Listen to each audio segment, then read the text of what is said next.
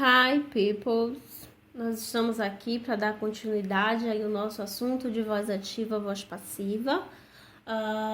E aí nós vamos estar falando o que hoje? Na aula passada nós falamos da voz ativa, tá? Hoje nós vamos estar falando sobre a voz passiva, ok? Quando nós falamos da voz passiva, correto? O foco vai ser o quê? Em quem recebeu a ação. Lembra lá que na aula passada nós falamos sobre quem praticava a ação, certo? Aqui hoje nós vamos estar falando, dando foco em quem recebe essa ação. Então, a passiva, ela tem o quê? Você vai... Por que eu disse que ela é um pouco mais complexa? Porque nós vamos estar trabalhando os tempos verbais. E aí você precisa ver, quando você for fazer essa transformação da voz ativa para a voz passiva, você precisa ver que tempo verbal essa frase está, para você poder usar o to be, tá? Que não é tão simples. Eu vou usar am, is e are. Não. Você vai usar se ele estiver no tempo verbal lá do verbo to be, am, is e are, tá?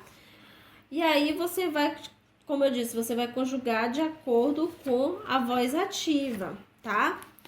E aí nós temos aqui as formas de utilização.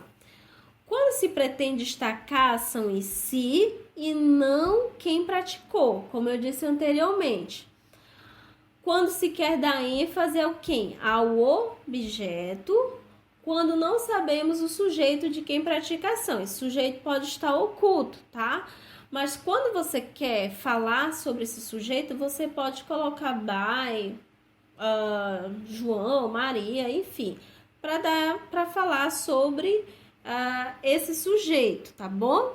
Mas a grande sacada da voz passiva, é dar uma esquecida nesse sujeito que fez a ação, tá bom? Então vamos aqui para o exemplo. The car is being washed by Rodrigo. O quê? O carro foi lavado, tá? Lavado por quem? Pelo Rodrigo, tá? Quem praticou a ação? Foi o Rodrigo aí, mas aqui não importa muito quem pratica essa ação. É por isso que quando você quer indicar quem pratica a ação, você coloca o by, ok? Aí no material de vocês, você tem uma tabela muito extensa sobre esse tempo verbal, tá bom? Mas hoje nós vamos estar falando só sobre o tempo verbal do present, aí do simple present e do presente contínuo, tá? Nós temos aqui, segue abaixo, uma tabela que ilustra os tempos verbais da voz ativa para a voz passiva. E aí, quando nós temos aqui no presente, que nós vamos usar aí o quê? Que tenha a voz passiva com are, is, mais o particípio, por exemplo.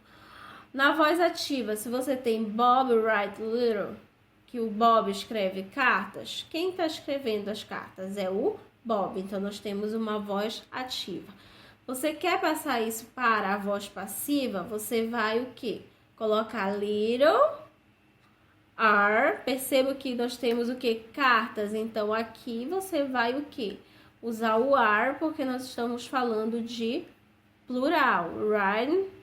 E aí aqui indicou quem escreveu essas cartas, que foi o Bob. Então as cartas são escritas.